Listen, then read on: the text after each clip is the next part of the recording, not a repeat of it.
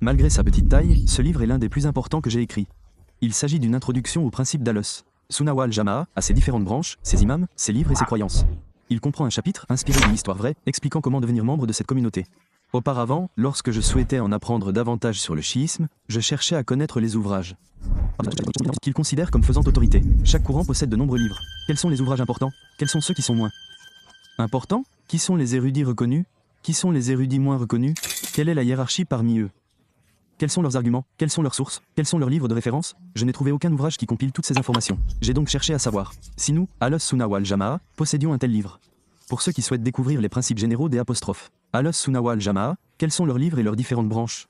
Quels sont les livres faisant autorité? Et ceux qui le sont moins? Quelles sont leurs sources pour recevoir la religion?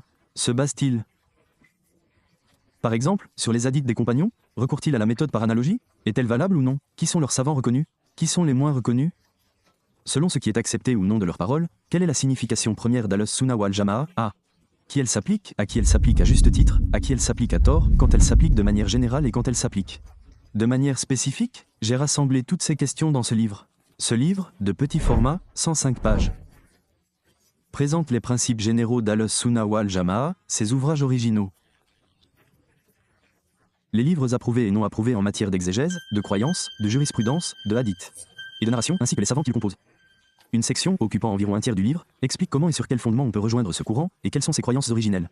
À vrai dire, je le considère comme un ouvrage fondamental et j'encourage vivement les étudiants en sciences religieuses à le lire et à en tirer profit. S'il contient une erreur, nous sommes tous dans l'erreur et nous implorons Dieu Tout-Puissant de nous éclairer et de nous guider sur le droit chemin. Mais je pense qu'il s'agit d'un livre essentiel que les sunnites et les non-sunnites devraient lire pour découvrir Al Sunnah wal Jama'a. Malgré sa petite taille, ce livre est l'un des plus importants que j'ai écrit.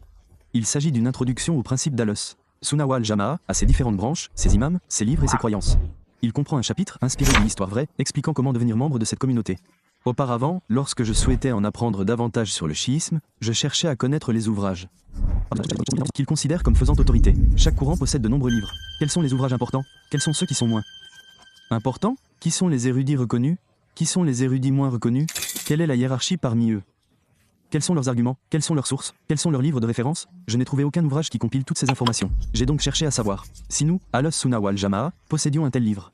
Pour ceux qui souhaitent découvrir les principes généraux des apostrophes Al Sunnah wal Jama'a, quels sont leurs livres et leurs différentes branches? Quels sont les livres faisant autorité? Et ceux qui le sont moins? Quelles sont leurs sources pour recevoir la religion? Se basent-ils, par exemple, sur les hadiths des compagnons? Recourent-ils à la méthode par analogie? Est-elle valable ou non? Qui sont leurs savants reconnus? Qui sont les moins reconnus? Selon ce qui est accepté ou non de leurs paroles, quelle est la signification première d'Al Sunnah wal Jama'a? À qui elle s'applique, à qui elle s'applique à juste titre, à qui elle s'applique à tort, quand elle s'applique de manière générale et quand elle s'applique de manière spécifique? J'ai rassemblé toutes ces questions dans ce livre. Ce livre, de petit format, 105 pages, présente les principes généraux d'Al Sunnah wal Jama'a, ses ouvrages originaux. Les livres approuvés et non approuvés en matière d'exégèse, de croyance, de jurisprudence, de hadith et de narration, ainsi que les savants qui le composent. Une section, occupant environ un tiers du livre, explique comment et sur quel fondement on peut rejoindre ce courant et quelles sont ses croyances originelles.